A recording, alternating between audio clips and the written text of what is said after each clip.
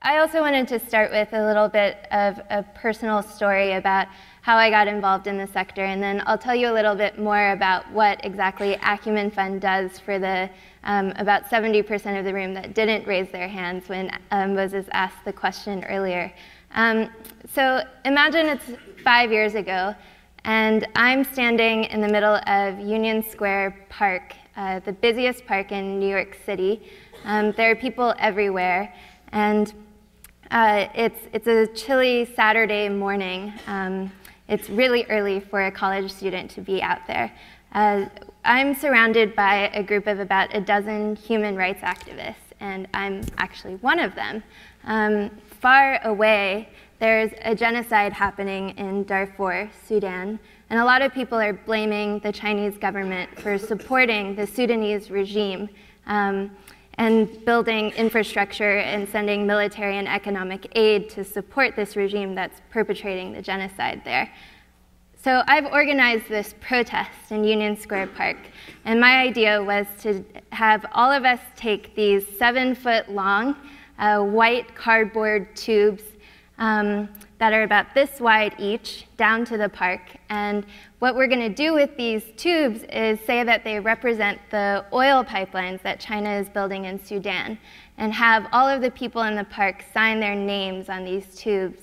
The next week, we're going to deliver them to the Chinese consulate in New York City, to the authorities as a demonstration of our dissent against what the government is doing. So we're doing this, we're doing a great job. There are people all around who are coming up to us and signing and really interested in what we're doing there. But halfway through the day, I sort of step back and I say to myself, what am I doing here? It was a profound moment for me, and I think the beginning of a journey for me in getting to Acumen Fund. What am I doing here? I had been studying China's politics, its economy, its society, and I knew so much better. I knew that the Chinese leadership, the government, didn't care what these Americans were doing here in New York City. They were never going to see these oil pipelines that we had created for them. And there was just no way that this was going to have any impact at all. And so I started this process of exploration to see what would have the most impact.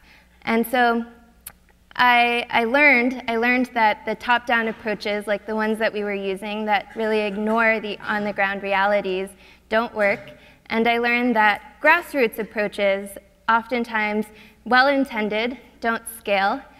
And I saw that what low-income people really lacked was opportunity and oftentimes this sense of dignity. And so I started, much to my parents' gratification, looking into business and entrepreneurship as possible tools and paths to greater impact. And as many of you might be doing right now, actually interviewed for consulting positions in my senior year of school. I was lucky enough to get a great job that would have sent me to China, but then the financial crisis happened. My start date was supposed to be September 15th, 2008. That was the same day that Lehman Brothers declared bankruptcy. So the consulting firm gave us 3 options. Number 1, work for their parent company. Wasn't going to do that. Number 2, take a sum of money and sort of leave them alone for a while. Wasn't going to do that. Number 3, work for one of their nonprofit partners. Acumen Fund was one of those organizations, and I was lucky enough to end up there after doing some interviews. And since then, I've been working in the social entrepreneurship field. I fell in love with the people and the work itself, and I just haven't looked back since.